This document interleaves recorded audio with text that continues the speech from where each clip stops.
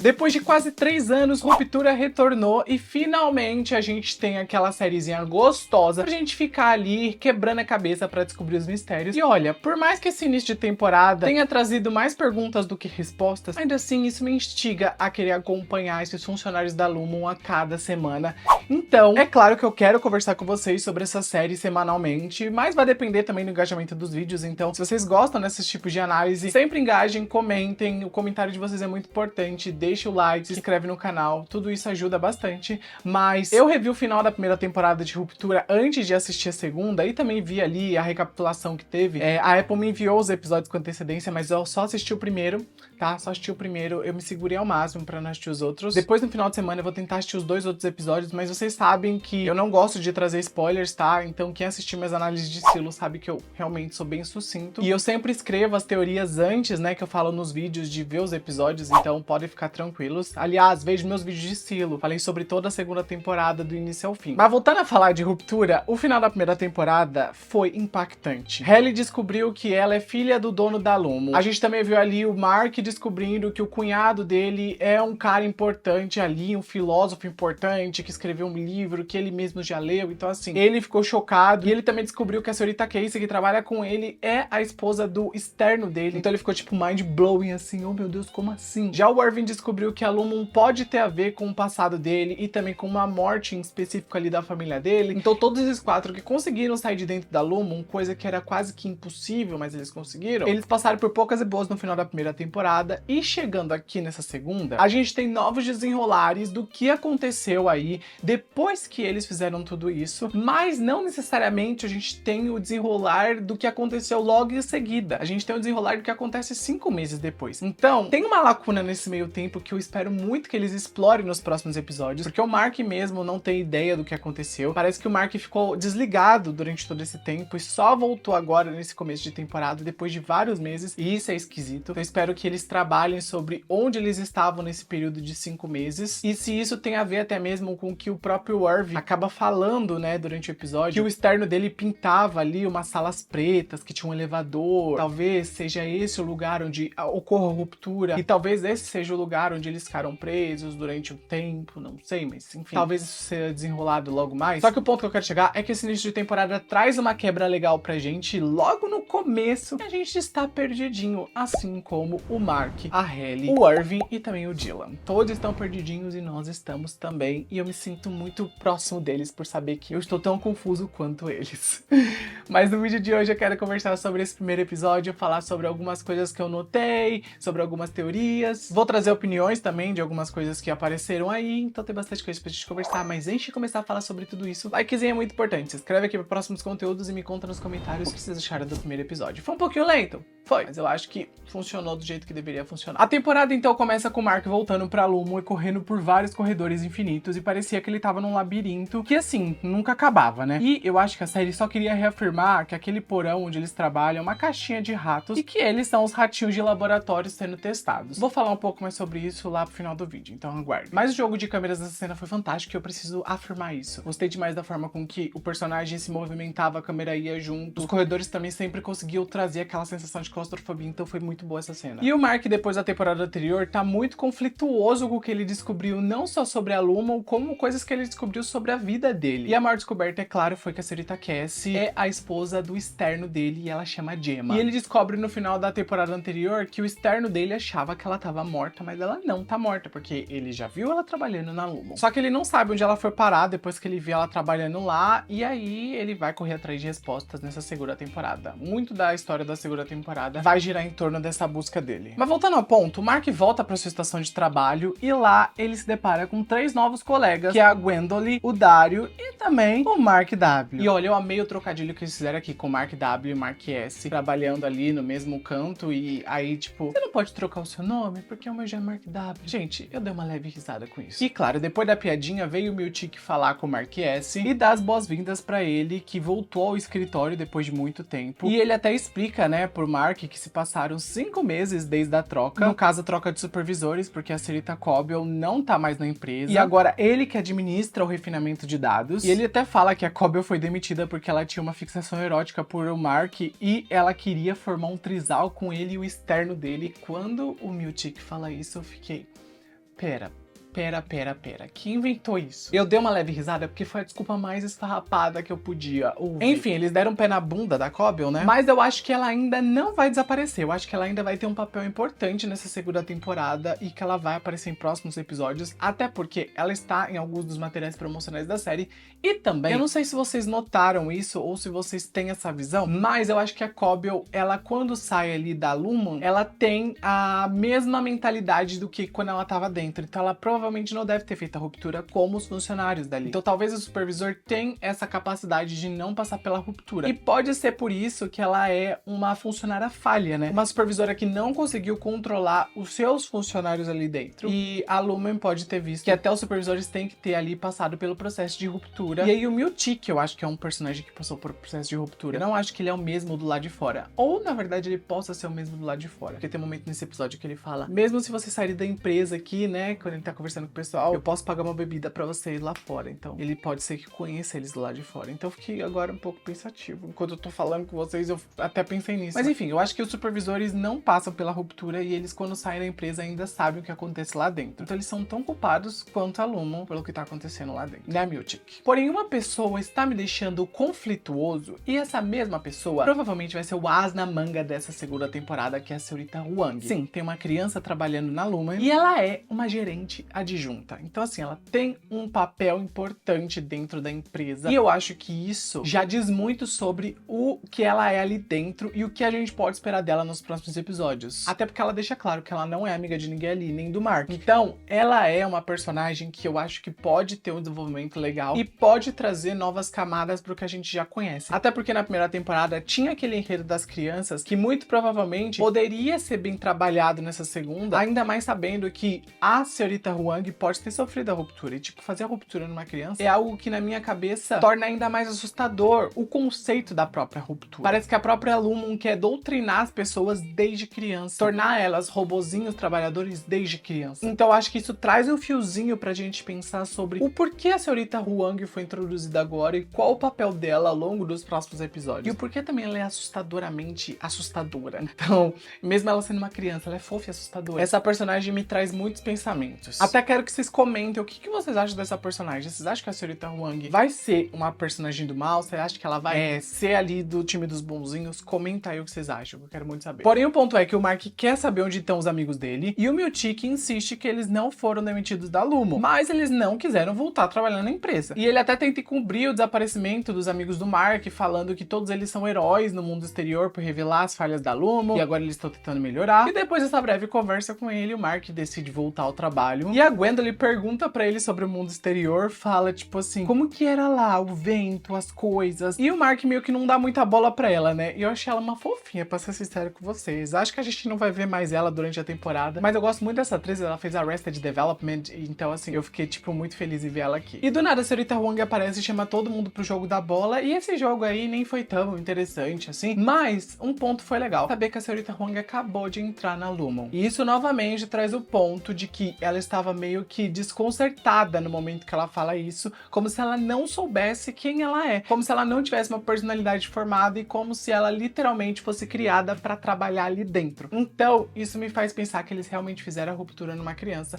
e que ela não é simplesmente uma criança normal que tá ali tentando trabalhar e pode ser uma infiltrada. Não, ela realmente passou pela ruptura na minha visão. E assim, o episódio mostra mais de uma vez que o Mark tá insatisfeito em trabalhar ali com aqueles novos colegas, ele até põe um post-it que ele escreveu coisas horríveis no bolso do paletó ali do Miltic. E no dia seguinte o Miltic tenta tirar satisfação, porque principalmente o Mark S tentou culpar o Mark W pelo post-it, colocando meio que a culpa, até chamou ele de milkshake lá no bilhetinho, porque o Mark W chama o Miltic de milkshake. Mas o Miltic percebeu que foi o Mark S, porque ele nem disfarçou a própria letra ali, então é complicado, né? E o Mark S vai lá e exige de novo que ele quer ver os amigos dele, e acaba que o Miltic destitui ele de ser o chefe ali do departamento, como punição por ele ser um chato e também pelo bilhetinho. E o Mark então acaba distraindo o Miltic, falando que ele fez algo na cozinha. O Miltic corre até esse local, enquanto o Mark S corre até a sala do Miltic pra pegar o alto-falante e tentar falar com o conselho. Mas o conselho da Lumon não fala com ele, o próprio Miltic fala que o conselho não fala com internos. Então o Miltic coloca o Mark dentro do elevador, manda ele embora, e aí parecia que tinha acabado pro Mark, que ele tinha sido demitido, mas não. Eu acho que o que ele falou no alto-falante pode ter surgido um efeito ali no conselho, e o conselho pode ter colocado ele de volta junto com os amigos dele. Mas não por um motivo tão nobre quanto a gente imagina. Eu acho que foi por um motivo muito específico que, no caso, o conselho já sabe que o Mark não ia desistir de encontrar os amiguinhos. Então, eles armaram todo um plano que envolve a Hailey. Mas já já a gente fala desse plano. Vai ser mais pro final do vídeo. E acaba que o Mark volta pra Lumon em outro dia e a gente não sabe quanto tempo se passou, quantos dias se passaram, até porque o rolê de tempo aí é meio que relativo, né, quando se trata da ruptura. E quando o Mark chega, ele se depara com o Dylan, depois com o Arvin e depois com a Hailey. E todos os amigos dele estão de volta. E o Miltic até convoca todos eles para ver um novo vídeo corporativo feito pela Lumon que explica sobre a empresa para os novos funcionários. Na verdade, eu acho que isso vai acontecer, né? Em vez de eles colocarem o funcionário naquela sala vazia, onde a gente viu a Hailey no primeiro episódio, onde tinha um alto-falante e a gente ficava, caralho, o que tá acontecendo aqui? Eles colocam esse vídeo que é um pouco mais felizinho. E, na verdade, toda a empresa, né, se vocês notarem, tem mensagens motivacionais felizinhas. Parece que eles quiseram mudar toda a vibe da empresa e passar uma coisa tipo, somos felizinhos. Na verdade, eu acho que toda essa empresa é um experimento, eles são ratinhos de laboratório, eles são parte do experimento, eles acham que eles estão trabalhando ali, mas na verdade eles estão sendo estudados pela empresa. E na verdade eles estão trabalhando pro próprio estudo que eles estão sendo parte. Então é uma loucura. Eu acho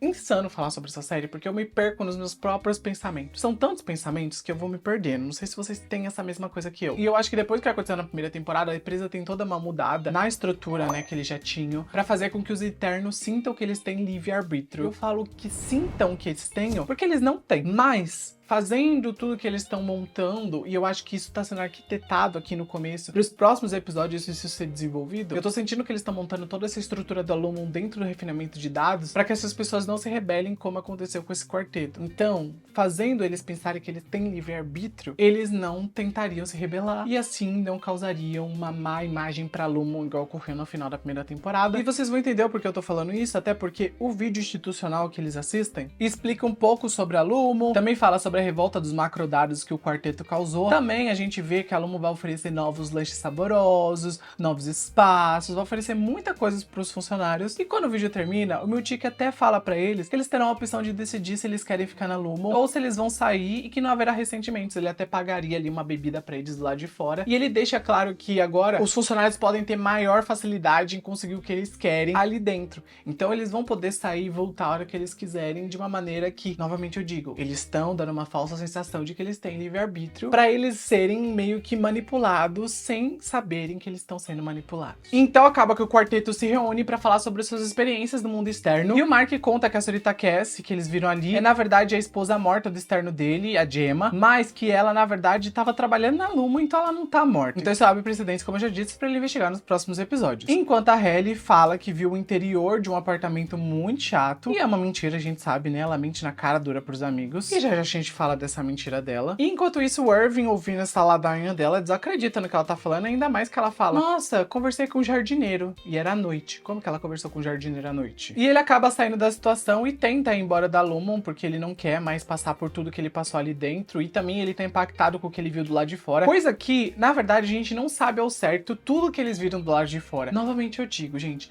se passaram 5 meses, a gente não sabe como eles foram capturados, levados ali de volta para a empresa. Então tem muito a ser desenrolado sobre essa lacuna. Eu imagino que vai ter um episódio só sobre isso, porque a série não ia deixar essa história passar em branco. Então eu quero muito ver o enredo do mundo exterior, como que a Lumon lidou com isso da maneira real, porque a Lumon não é tipo boazinha igual a gente vê no videozinho ali super fofinho que eles apresentaram para os funcionários. Mas enfim, voltando ao Irving, ele quer ir embora da empresa, porém o Dylan impede ele e fala que ele ficaria ali muito chateado, ele não trabalharia direito. E o Irving tá muito encucado com o que ele viu o seu externo pintando, que era um corredor preto misterioso com elevador. Então isso acabou meio que deixando ele muito pensativo. Ele também tem o pegatezinho dele da primeira temporada, que é noivo. Então ele ficou tipo meio pensando assim, meu, eu amo ele, eu gosto muito dele, ele é noivo. E aí o Dylan fala, mas é só do lado de fora, não do lado de dentro. Opa, opa. Não é traição quando você não lembra que você tem um relacionamento do lado de fora, né? E saindo desse enredo, a gente vê o Dylan depois conversando com o Miltic, e ele fala pro Dylan que a esposa dele chama Gretchen, que ela gostaria que ele soubesse disso. Eu fiquei meio pensativo sobre isso, porque eu não entendi muito o motivo do Miltic estar meio que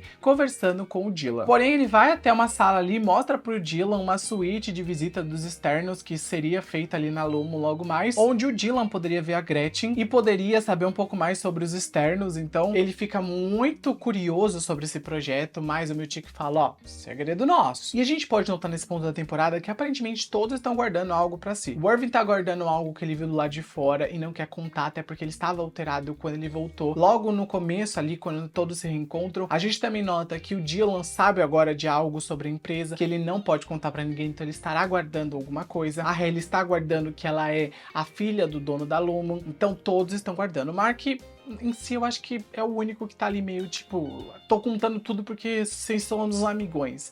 Soquinho no ombro. Mas de resto, todos estão guardando algo e isso pode causar uma ruptura entre todos eles que são amigos. Então talvez a empresa queira que isso aconteça. Eles estejam planejando o acontecimento sobre isso. Enfim, chegamos ao final do episódio, a gente vê que a Hailey e também o Mark conversam. O Mark continua apoiando a ideia de que ele quer encontrar a esposa dele, a senhorita Cassie. Porém, a Hailey fica meio conflituosa com isso e fala que ela não é a esposa dele, que ela é a esposa do externo. E isso reafirma que eles se gostam, né? E que ela gosta muito dele. Tanto que a cena do beijo que a gente vê ali dos dois naquela apresentação que aparece na TV, foi uma cena que deixou até o Dylan meio... Opa, que é isso? E eu fiquei... Opa, que é isso, meu? Tipo, vocês realmente colocaram isso na apresentação? Isso só mostra que eles estão vigiando tudo, que eles têm tudo anotado. Lumon não é inocente, não é. E depois disso, todos voltam para suas mesas refinadoras, todos começam ali a refinar dados. E enquanto o Mark começa a refinar os dados dele, ele tem ali meio que uns flashes da Gemma. E vemos uma tela específica aparecer. E nessa tela tem o nome Cold Harbor. E a gente pode imaginar que o Mark tá trabalhando no arquivo da própria Gemma, já que os números que estão ali sendo refinados são iguais aos números do Cold Harbor. E a gente também pode imaginar que o trabalho dos... E a gente pode também imaginar que o trabalho dos refinadores é simplificar as emoções humanas. Para as máquinas entenderem melhor como essas emoções funcionam, para assim ajudar a Lumon a refinar os chips para tornar os trabalhadores mais maleáveis e obedientes. Então é como se esses refinadores estivessem ensinando para o ChatGPT o que são emoções humanas, para o chat entender melhor as emoções e conseguir talvez abstrair elas ou tornar essas emoções menos presentes em cada um dos humanos. Então, na minha visão, eu vejo que a Lumon quer tornar os funcionários mais frios e calculistas, e sem as emoções, um ser humano se torna simplesmente um robozinho. Coisa que uma empresa iria adorar, porque o funcionário se tornaria o funcionário ideal. Ele nunca reclamaria, ele nunca contestaria nada, ele nunca faria um motim igual o quarteto fez. E imagina você ser uma grande empresa, a Lumon no caso e você ter esse poder na sua mão, que é essa tecnologia que você pode vender para outras empresas usarem e tornarem seus processos mais fáceis, se eu posso assim dizer, porque ter um humano robotizado trabalhando para você é melhor do que ter um próprio robozinho trabalhando, porque o trabalho de um humano só pode ser feito por um humano. O cérebro é o cérebro, sabe? Você poder controlar o cérebro, coisa que eu acho que é o que a Lumon tá fazendo, é uma coisa tipo assim, você tem um grande poder na sua mão, aquele poder onde você pode ganhar muito dinheiro em cima disso. Então, na minha visão, o significado de Cold Harbor pode ser algo voltado pro funcionário se tornar frio e obediente, ou até mesmo pode ser algum nome de experimento onde os funcionários desativados que servem ali para testes estão meio que numa área de criogenia esperando ali para colocarem um novo chip na cabeça dele para eles voltarem para a sociedade e consecutivamente voltarem a trabalhar na Lumon. E para mim o Mark pode estar refinando os dados da Gemma porque ele conhece ela como ninguém mais conhece, então ele sabe muito sobre ela e isso pode ajudar no refinamento de dados e por isso pode ser que ele seja um funcionário tão bom do que ele faz. E ela, por ser uma pessoa que aparentemente está em fase de testes, não uma vez, mas talvez 25, né, que aparece ali na tela, eu imagino que ela possa estar ali presa dentro da sala de testes, que pode ser a sala Cold Harbor, e isso pode estar conectado ao corredor preto que o próprio Irving externo desenha. Talvez ele esteja trabalhando também nesse projeto em outro setor e talvez, tipo assim, o interno dele trabalhe refinando dados e o externo dele trabalhe dentro desse projeto Cold Harbor. Pode ser isso ou não, sei lá. Seria muito doido até o próprio externo do Mark trabalhar nesse projeto, então, sei lá.